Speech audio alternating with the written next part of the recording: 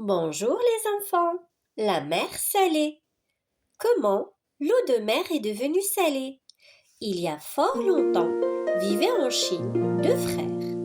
Yang, l'aîné, était le plus fort et brimait sans cesse son cadet.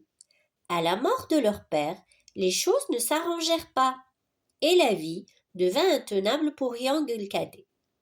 Yang, l'aîné, accapara tout l'héritage du père. La belle maison, le buffle et tout le bien. Yang cadet n'eut rien du tout, et la misère s'installa bientôt dans sa maison. Un jour, il ne lui resta même plus un seul grain de riz. Il fut donc obligé de se rendre chez son frère pour ne pas mourir de faim. Arrivé sur place, il le salua et lui parla en ces termes. Frère aîné, prête-moi un peu de riz. Mais son frère, qui était très avare, refusa tout net de l'aider et le cadet repartit bredouille. Ne sachant que faire, Yang cadet s'en alla pêcher au bord de la mer Jaune. La chance n'était pas de son côté, car il ne parvint pas à attraper le plus petit poisson. Il rentrait chez lui, les mains vides, la tête basse, le cœur lourd, quand soudain il aperçut une meule au milieu de la route. Ça pourrait toujours servir, pensa-t-il en ramassant la meule. Et il la rapporta à la maison. Dès qu'elle l'aperçut, sa femme lui demanda. As-tu fait bonne pêche? Rapportes-tu beaucoup de poissons? Non, femme, il n'y a pas de poisson. Je t'ai apporté une meule. Yang cadet, tu sais bien que nous n'avons rien à moudre. Il ne reste pas un seul grain à la maison. Yang cadet posa la meule par terre et, de dépit, lui donna un coup de pied.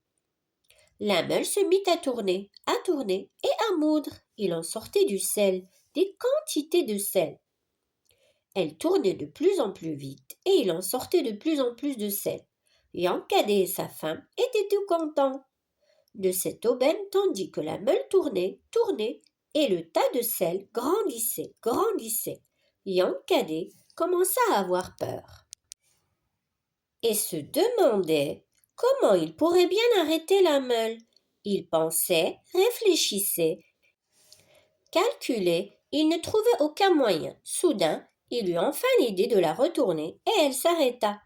À partir de ce jour, chaque fois qu'il manquait de quelque chose dans la maison, Yang cadet poussait la meule du pied et obtenait du sel. Il échangeait avec ses voisins ce qui lui était nécessaire. Ils vécurent ainsi à l'abri du besoin, lui et sa femme.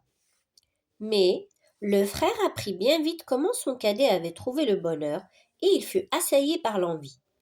Il vint voir son frère et dit « Frère cadet, prête-moi donc ta meule. » Le frère cadet aurait préféré garder sa trouvaille pour lui, mais il avait un profond respect pour son frère aîné et il n'osa pas le refuser.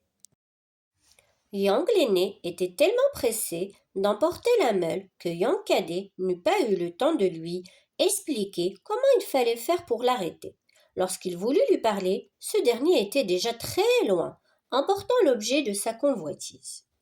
Très heureux, le frère aîné rapporta la meule chez lui et la poussa du pied. La meule se mit à tourner et à moudre du sel. Elle moulut sans relâche de plus en plus vite. Le tas de sel grandissait sans cesse. Il atteignait bien vite le toit de la maison. Les murs craquèrent. La maison allait s'écrouler. Yang l'aîné prit peur. Il ne savait pas comment arrêter la meule.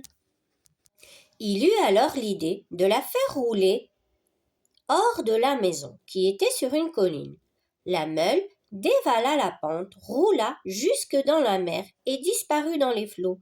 Depuis ce temps, la meule continue à tourner au fond de la mer et à moudre du sel.